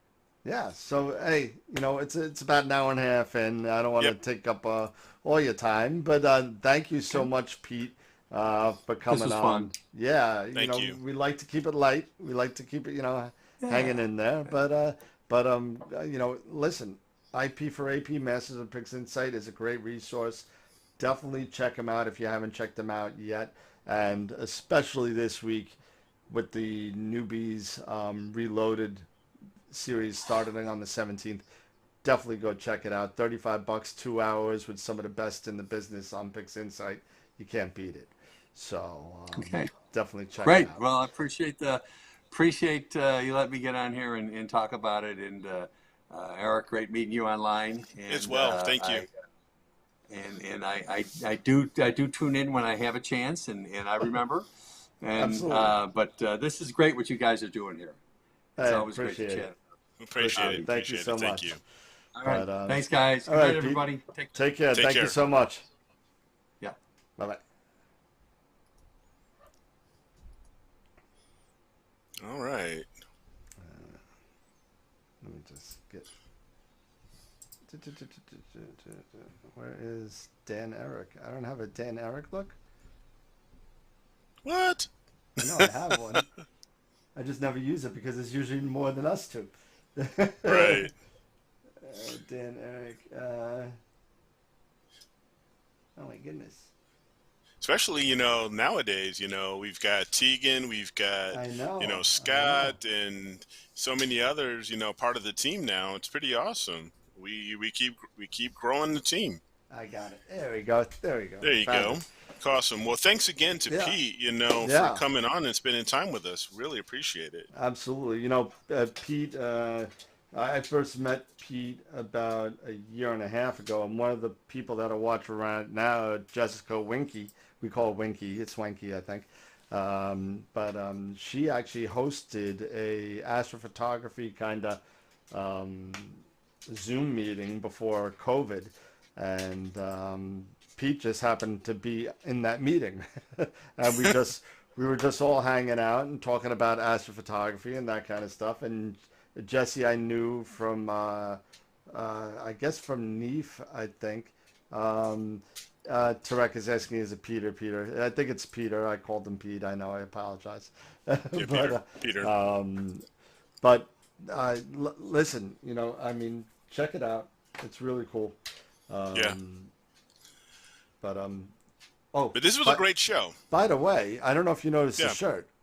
Yes, I did. I was going to mention that before we get off the air here, that we, you know, you're sporting a new shirt with the new shirt, logo. the new shirt came in finally. It looks After- great. It really, and I wish I could get closer. I got a picture of it somewhere, but it really came out really good. So if anybody wants a shirt, contact Merch. me, and we're ordering 12 at a time. So you know, so if anybody wants a new shirt, let me know. I'll see what we could do about the price. I'll reach out to you. Yeah, I'll reach out to you on that. Yeah. So we got Star Party. Yep. Next month we're gonna have Pete Myers coming on from Woodland Hills. Awesome. He's gonna talk about all the lovely rigs that he's been making. And what else? We got, I think that's the only other guest I have set up right now. I'm gonna have to get on that. Yeah, man. Yeah. I gotta work on October. Yeah, and you know, now that you're in August, you know, the days are starting to get a little shorter. You My know, God. thank goodness the nights are getting a little bit longer. You Yeah. know, we're starting to see, you know, nightfall hitting a little bit around, at least my time, about 8 o'clock or a little Yeah. bit after 8. I could start imaging about 9:05 now. Yeah. Okay. So it's getting better, you know, as far as getting ready, you know, for imaging, it's getting better for us. And I've seen, I know, just recently, I believe it was Saturn that was in opposition. Yep.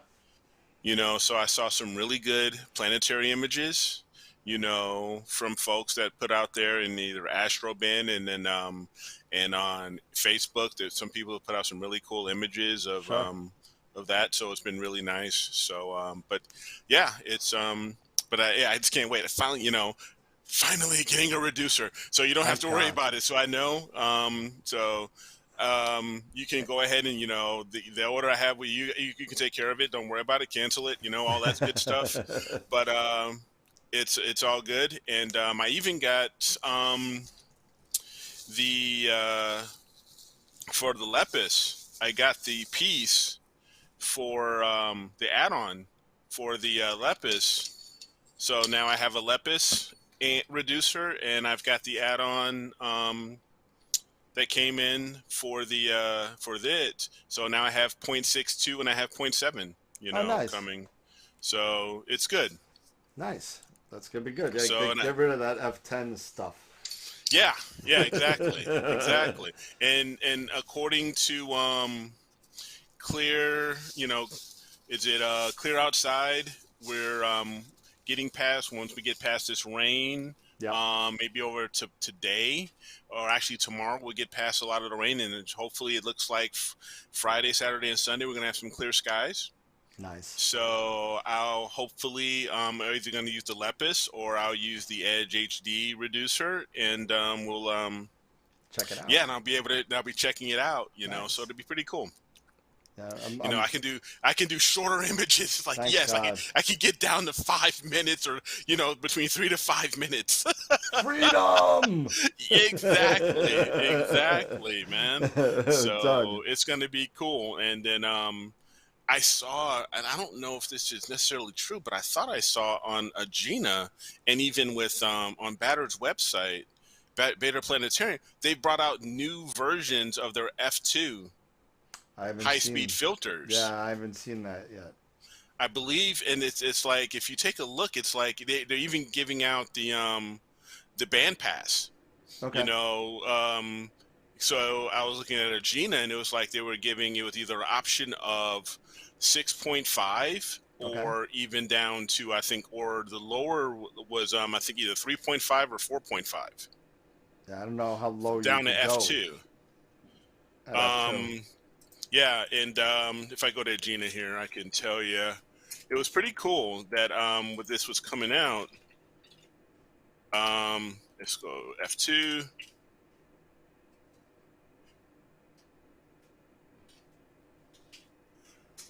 Yeah, they've got all these new versions that are out now. They got 6.5 and 3.5 Wow. to 4 nanometer, Wow. Okay. which are the newest ones out. So they actually gave out, so they have the 2 different flavors. Nice. Nice. So it's kind of cool, that those were out. It's they're still not the cheapest, but for F2, it is what it is. Yeah, so I'm working on my first project with the Antillas. Okay. Antillas And Leah. And Leah. I'll be. It's like I'm gonna be screwing that up forever. I don't know, but I'm making a composite picture, and it's only for really cool music fans. So only people that listen to real music will get it, and that's all I'm going to say about it. So I'm going to leave it as a surprise, but only people that listen to cool music will get it. Okay, all right, yeah. I don't know what you would mean by only cool music. So because I listen to it all. I mean, like I said, I'm an '80s kid, so I'm from '80s and up. Cool music is objective, and this is. Yeah. I'll tell you this much. Mid '70s, maybe early, maybe early, might be early, and that's all. Okay. That's it. But it's good. You'll see it on Facebook and you'll laugh when it's done. But I'm still taking more data. It's got to be done a little bit more. But I'm telling you, I got some really good data. I think we're going to be good. I think my flattener was just a little too close because I'm seeing some star elongation. Okay. So I think it's enough that I could kind of do a little morphological transformation in there and kind of squeeze them together a little bit. But if you use that too much, it really screws up the picture. Okay. But it'll work. And no, Gary, it's not Pink Floyd, but good guess. That's a good idea. The Wall with Pink Floyd. That's another good idea. Yeah, that's all right. Do the Singer's Wall with Pink Floyd. Yeah, there you go. But so I think I'm going to go back and and redo the Wall, at the reduced focal length and give it a shot. Maybe that way I can actually get more in, and it won't take me as long. Yeah. I can probably image, get all of what I need, all of the SH&O within, 2 nights. Yeah. Yeah, instead of waiting forever. So that'll be nice. I just can't wait to image more than 4 hours a night. I just can't. Yeah. It's been dreadful. Yeah. And I tell you, having this peer has been such a game changer for me. Oh, yeah. Because like I was telling you, like I was mentioning, even in when we were talking with Peter, I actually was able to image, for 20 minutes. They would actually take a 20-minute guided exposure, and it was that PhD line was smooth, man. Oh, yeah. I was like, wow. Because even with the tri-peer, you'd forget about it. Doing a 20-minute, exposure, forget about it. Even with the tri-peer. So I redid my calibration, and I guess my peer is kind of settling a little bit. Okay. And it was a little bit off as far as the level is concerned. So I figured it out, and I redid everything. And even with the EQ6R Pro, I was guiding at like 0.4. Yeah. With the EQ6R. So So I was happy with that. Yeah, So because I'm averaging point 0.3. I've yeah. even got it down to like 0.28. No, I've seen it I've go yet down to as low as break point two point eight. 3. I don't think I'll ever break point 3 with the EQ6. However, when the 8 comes in the next couple of months, Yeah, maybe, maybe. I do have maybe. my buddy over at Star Arizona, Dean, over there, building the EQ8R peer plate for me. Okay, And it's going to be cool. It's going to be cool. that's cool. Yeah, so I'm hoping I'm going to have an opportunity even to do a video, another video, maybe even during while I'm imaging. Maybe I'll even break out my 8SE and y'all to Ash just so I can do a video on collimation of the SCTs with the Tribatanoff. Nice. Yeah. So I think that because I've got my little Hubble artificial star, so I'll put that on a tripod and give it a shot and see how good a Tribatanoff is. See Yeah. how true is it really? How well of a collimation aid is it really? That's going to be the question. Yeah, you do it and take a picture and see And what it see looks like. exactly.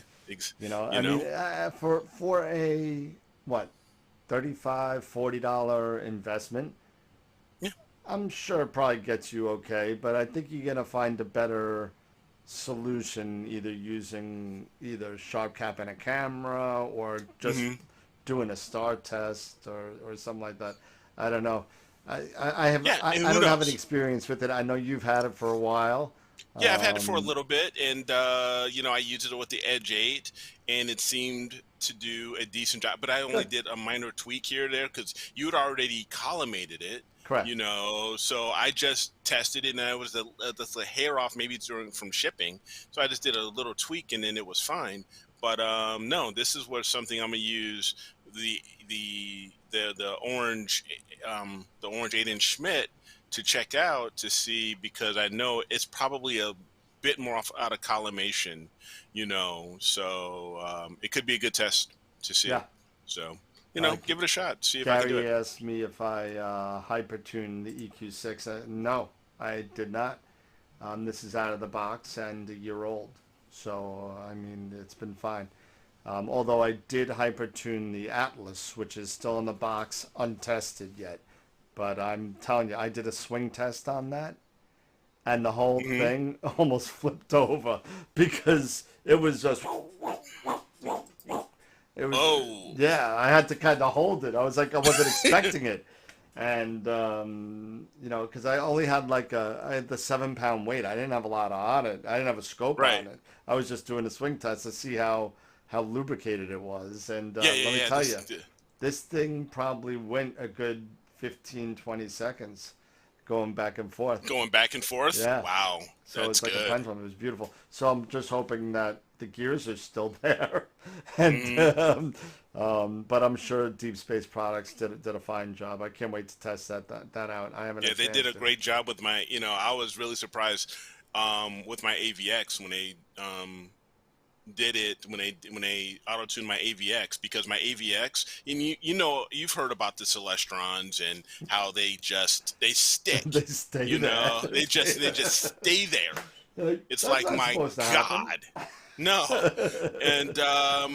and no, but the guys there at when I sent it in, and this has been maybe now 3 years, 3 or 4 Wow. years since I've had it hypertuned, and it's still running great. I mean, it's not like my CEM 60, Right. but I'm averaging point 0.6, point 0.5. Yeah, but you're also comparing an $800 mount to a $2,000 mount. I mean, Exactly, so or exactly. close to it.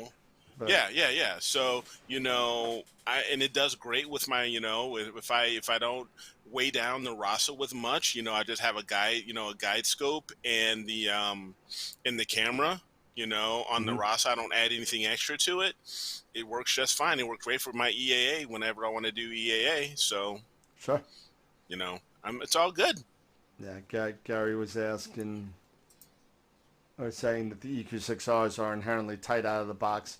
I mean, mine, about a year old now, maybe a year and a half, Mm-hmm. I actually just recently did a swing test on that a couple of weeks ago, and I still got. It's not nowhere near the Hypertune, but I mean, I get about 4 or 5 swings out of it, so it's not so bad. I mean, but guiding with it, I mean, at I don't need to guide at point 4 in New York. I, I do it because it's cool. You know, my seeing is like 2 arc seconds. So I mean, my Yeah. seeing sucks. So, Yeah. so as long as I'm guiding under that, I'm fine. So if I'm guiding in the ones, Yeah. You're fine. 1 and under, I'm fine. But I guess I get annoyed. It's like I, I'm a golfer, so you always want that one less swing or Mm-hmm. the extra 1 yard if you running with the football or whatever. Exactly. You know, Yeah. You just you want to get as much out of it as you can. correct, correct. You make this investment. You want to maximize that investment as Yeah. best you can. And in a good guide camera, a good guide scope, and a decent running, leveled, weighted properly mount is going to get you where you want to be. You'll Yeah. guide faster than you're seeing, without a doubt. But Sure. you just got to have those couple things in place. If you're guiding with if you're doing a 2000 millimeter f10 and guiding with an f4 mini guide scope with an ASI 120, that's probably not going to work out for you. but Right. you know, but other than that, I mean, Yeah. it's good. I mean, I was just so happy, because at first I had some issues with my OAG, because I bought the Celestron OAG and I've got the 174 mini, which is a nice big sensor, for a guide camera.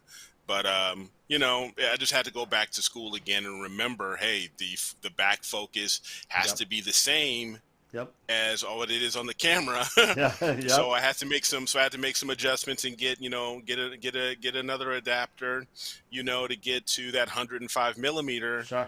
And everything. But then after that, it was gravy, and that OAG's been working at that off-axis exciter with the SETs works great. I love it. Yeah. So yeah. Chris Friskin is running at a pixel scale of half an arc second. So so yeah, Oh, you're gonna need like you said, Chris, you're gonna need that awesome you're gonna- guiding in order to keep up. And yeah, that would be kind of tough for me with my setup to do that. I would definitely need another mount to keep up with that pixel scale. Hence, yeah. the EQ8R is coming hopefully by Thanksgiving. Hurry up. Oh, keep your fingers crossed. Hopefully so. Hopefully Um, so. You know. But yeah, I'm looking forward to, hopefully I have some clear skies this weekend and I can Yeah.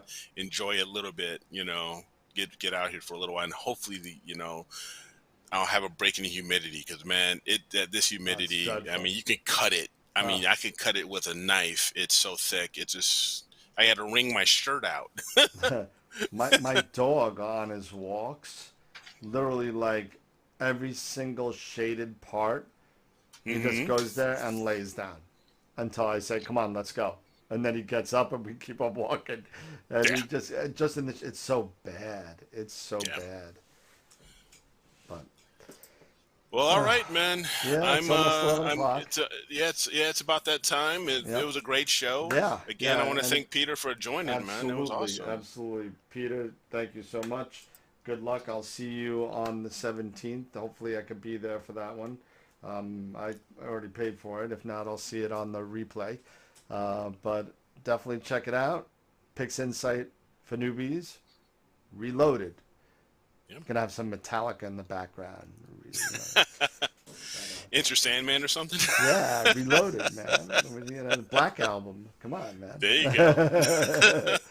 But guys, girls, thank you for coming and hanging out with us tonight. Don't forget, come on down to Cherry Springs on the last weekend in August, first weekend in September. Watch the website, and I'll put the website up right there. And you go there, and if you go there under events, and all the information's right there under the Cherry Springs Star Party. Soon, once all the other star parties kind of get rolling, hopefully by next year, we're going to put a list of all the star parties throughout the nation, and hopefully we'll be able to kind of go to some of those. Nice. But yeah, so I mean, there was a time where I was going to 3 or 4 star parties on the East Coast in a year. I would hit Cherry Springs and Black Forest, Staunton Okay. River in Virginia, and the Peach State Stargaze in Georgia. Nice. And And I just found out, just surfing the web, that there is a really nice dark site up in northern Michigan in the Upper Peninsula, Mackinac Island. So, and I've already visited Mackinac with my family, and it's a beautiful area. So I'd like to, visit out there. And I know that they have a star party in that area as well. So nice. maybe you get a chance to go to a Michigan star party Hey. at some point. So you never know. I don't think I've. What's in Michigan? What cities where's Michigan? I mean, you got Where is Detroit. Michigan? Oh, Detroit. Yeah, you got Detroit. I don't think I've ever been to Michigan. I think the furthest up there, Chicago, I think is the furthest I've been. That Okay. way. I didn't think anyone lived in Michigan except for that. Yeah, don't they have that lake that looks like a mitten? Right? Lake Michigan? Ah, Or Lake yeah, Superior? Lake Michigan. There you Ah, go. shit. Whatever. Shit. Sorry. You gotta get, you gotta get in there, but it's okay. But yeah. But no, All there is I guess there's a Michigan Star. Yeah, it's a Great Lakes, like they call it the Great Lakes Stargaze. That's cool. That's what cool. it is. So I'm going to check that out and see when the next time they're going to have that. So that should be a lot of fun. And of course, we were talking earlier, when we were talking to Peter, about that Nebraska Star Party, which is I know it's pretty popular. It's a pretty well known. I won't get into it now because it's late. But next time, remind me. I think I told the story about the Nebraska Star Party with the guy with the 18-inch obsession. But oh yeah, okay. Yeah, but that's for another time. Sure. But no, again, this was a great show. Yeah. So, Eric, awesome. Thank you so much. Everybody else, thank you for the support. Keep it going. We'll see you Friday. 2 days. Yeah. 2 days. A couple of days. Yeah. I don't know who my co-host is going to be. But yeah, because Scott's in the middle of moving. Yeah. He's going to be moving soon, so he'll be pretty busy. I don't know. Maybe if it's a nice night, maybe I'll put the telescope outside because now I got a camera outside so we can look at it. There you go. All right, man. All right. So All right, everybody cool. have a good night. Take care. And as always, remember, keep imaging, keep educating, and clear skies. And we'll see you Friday night. Have a good night, guys. Night, Bye-bye. everybody.